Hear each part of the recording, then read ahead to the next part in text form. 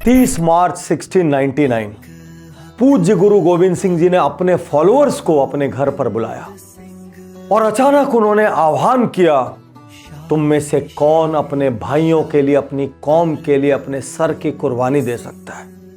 भीड़ हिल गई, ये कैसी मांग है। लेकिन उसी भीड़ से दयाराम जी सामने आए और सिर झुकाकर खड़े हो गए। गुरुजी उनको टेंट के अंदर ले गए और कुछ क्षणों बाद खून से लथपथ तलवार लेकर लौटे। भीड़ कांप रही थी। गुरुजी ने फिर से आह्वान किया, फिर लेकर गए, फिर से आह्वान किया। ऐसा करके 5 लोगों को गुरु गोविंद सिंह जी टेंट के अंदर लेकर गए और 5 बार खून से सनी तलवार लेकर लौटे। कमजोर दिल वालों का तो हाल बुरा था। लेकिन थोड़ी देर बाद सब क्या देखते हैं, पूरे 5 लोग टेंट के बाहर आ रहे हैं और उन 5 लोगों को उनकी वीरता की वजह से, उनके समर्पण की वजह से, उनके कमिटमेंट की वजह से, उनके डेडिकेशन की वजह से, उनके ब्लाइंड फेथ की वजह से गुरुदेव ने तमगा दिया। पंच प्यारे उस जमाने में बहुत ऊंच नीच थी, बहुत जात पात थी। लेकिन जब हौसला दिखाने की बात आई, जब फेथ दिखाने की बात आई, जब कमिटमेंट दिखाने की बात आई, तो फिर जात पात का कोई बैरियर नहीं बचा।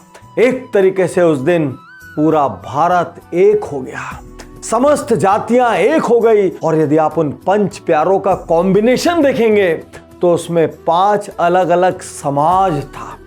दोस्तों, उसी दिन ये नारा दिया गया।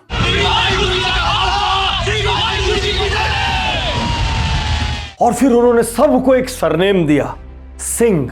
सिंह, सिंह मतलब शेर, वीरता, साहस और लीडरशिप का प्रतीक।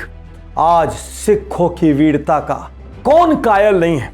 40 सिख और 10 लाख मुगल, इस कहानी को कौन नहीं जानता।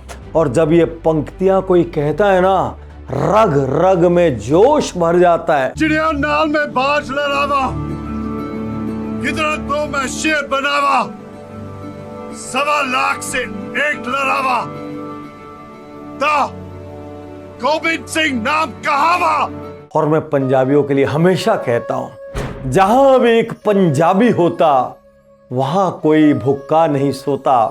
तो जहां भी दुनिया में सिख है, जहां भी पंजाबी हैं, आपका भाईचारा, आपकी प्रेम, आपकी दयालुता, आपकी सेवा एक मिसाल है। और मैं कहता हूं, सिख कोई कौम नहीं है, ये जीवन जीने का तरीका है। और सारी दुनिया को इस स्पिरिट को अपनाना चाहिए, ताकि वही मिठास, वही प्रेम, वही अपनापन, वही साहस, वही हिम्मत इस देश के हर नागरिक में हो सके। गुरु गोविंद सिंह जी को प्रणाम। दुनिया के हर सिख भाई को, हर पंजाबी भाई को सलाम। आप हैं तो प्रेम जिंदा है।